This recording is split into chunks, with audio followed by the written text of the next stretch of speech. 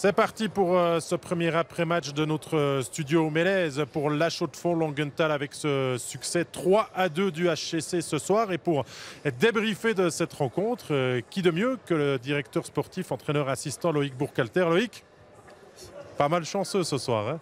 Non, il y a des matchs comme ça. Je pense pas que c'était dans l'ensemble du match, les 3 points sont gentils avec nous. Le HCC a été quand même pas mal bousculé par cette équipe de Langenthal. Vous avez été aussi surpris de l'attitude des Bernois aujourd'hui? Non, on sait qu'ils sont toujours bien organisés, qu'ils jouent toujours bien agressifs. Nous, au début, on n'a pas trop patiné non plus. On n'était pas assez intense et puis on leur a donné trop de chance.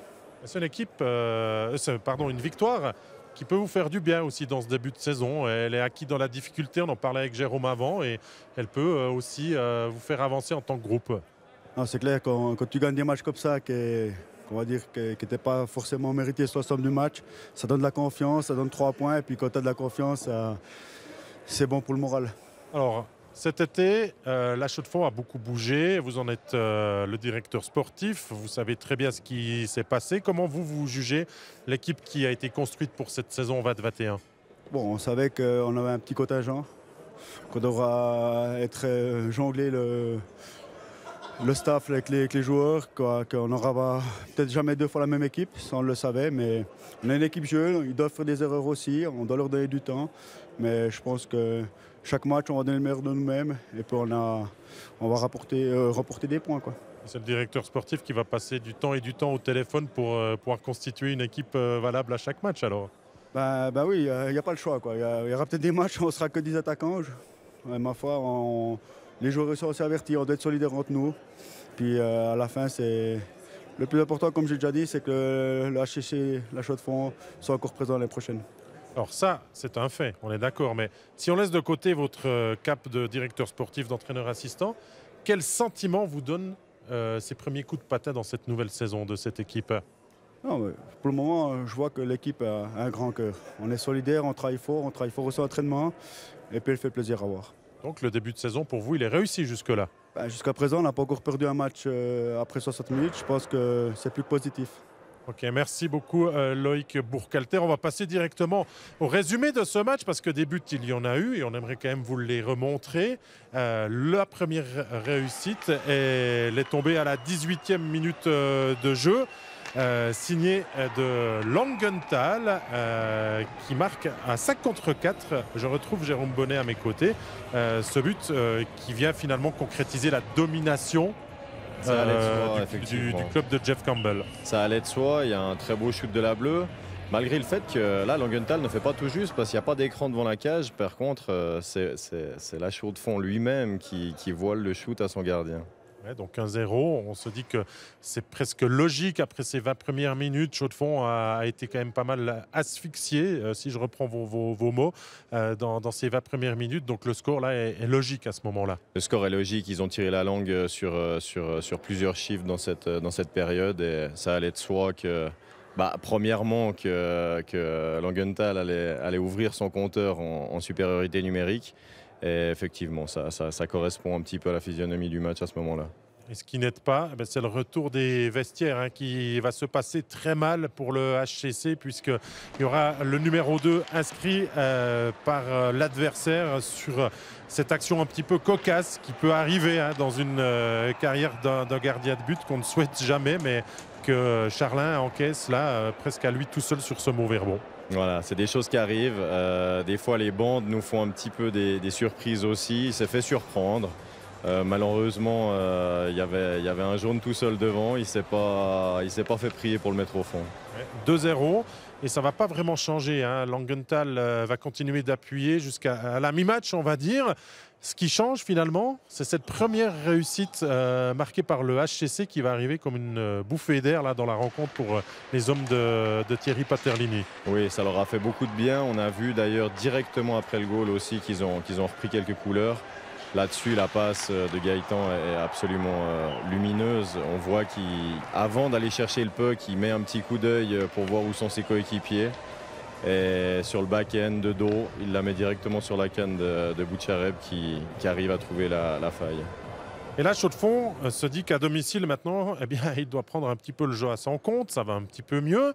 On est récompensé en toute fin de deuxième période, on va dire même chanceusement, parce que le but tombe dans les toutes dernières secondes après arbitrage vidéo. Mais là aussi, sans conteste, le but est valable. Le but est valable et tu parles de chance, c'est vrai, effectivement, mais la chance, ça se provoque. Ils arrivent à monter le puck, il y a une jolie passe au centre. Gaëtan qui met les gaz encore et puis ça finit au fond. Donc c'est ce qu'on appelle des money time, hein, les 2 dernières minutes d'une période comme ça, et ils ont réussi à aller jusqu'au bout. Bon, à 2-2 après 40 minutes, là c'est la Chaux-de-Fonds qui s'en sort bien, toujours. On se dit qu'ils sont revenus aux affaires et que ça laisse ouvert les portes pour entrevoir ce succès dans le troisième tiers. Mais ça a encore été une fois, on va dire, peut-être la meilleure période parce qu'elle a été la plus équilibrée aussi. Elle a été la plus équilibrée, mais ce n'est pas pour autant qu'on voyait vraiment Chaux-de-Fonds sur un bon trend et les voir prendre les devants. Et finalement, voilà, cette période finale, les hommes qui doivent faire la différence l'ont faite. Et qu'est-ce qu'il faut pour faire la différence? Il faut peut-être un trait de génie que va nous inventer Tim Kaufmann pour ce 3-2. Je vous laisse apprécier la passe, hein, vraiment servie sur un plateau au Norvégien Tretenes qui ne se fait pas prier lui non plus pour inscrire le but de la victoire. C'est joli, on apprécie. Oh, c'est magnifique, là il n'y a pas grand-chose à dire, hein. Kaufmann, on connaît ses qualités techniques. Il nous le démontre ici et encore une fois, voilà, c'est au moment opportun. Alors, les leaders sont payés pour ça aussi, ils savent faire la différence et se montrer dans les beaux moments. Les 2 étrangers là, ils sortent du bois pour offrir cette victoire au HCC, même si la victoire est collective. Ils marquent le but décisif. Non, alors oui, effectivement, c'est collectif parce que ils se sont reposés un petit peu sur les autres jusqu'à cette période finale.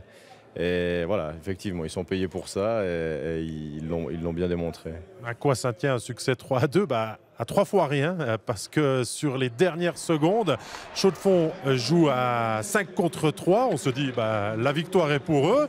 Et on se fait surprendre, j'ai envie de dire, Jérôme, exclusivement comme des Bleus avec cette longue passe et un Shannon qui se fait oublier et qui avait quand même le but de l'égalisation et des prolongations. Effectivement, on peut quasiment parler de faute professionnelle là. Et en même temps, il y a une petite astuce que peut-être pas beaucoup de monde a vue, c'est qu'il y a un joueur de Langenthal qui allait changer du côté de leur goal et Shannon qui était prêt à sauter sur la glace de l'autre bout du banc. Et voilà, je pense qu'ils auraient dû être très attentifs qu'il y ait ce genre d'astuce ou pas. Et ils se sont fait avoir. Alors qu'est-ce qu'on dit à la fin avec ce succès en 3 points? Le HCC bien payé ce soir? Le HCC bien payé, effectivement. On peut prendre les 2 côtés de la chose. Je pense que le fait de gagner malgré une prestation en demi-teinte, c'est quelque chose de positif pour une équipe. Mais j'ai presque envie de dire que c'est les qualités un petit peu personnelles qui l'ont emporté sur un jeu d'équipe. Mais voilà pour le succès qui replace le HCC, on va dire dans le peloton de tête, hein, où les 3 clubs romans occupent le haut du pavé. C'est bon à prendre ça en début de saison aussi. On va pas dire non, effectivement, on aime toujours voir les romans en haut. C'est sûr. Merci beaucoup Jérôme Bonnet d'avoir été mon consultant pour ce soir. Merci à toi. On remercie aussi Loïc Burkhalter qui est parti un petit peu précipitamment, mais c'est le direct. Donc voilà, merci à toute l'équipe aussi pour la bonne tenue de cette émission en patinoire. Et je vous dis à tout bientôt. Passez une très bonne soirée.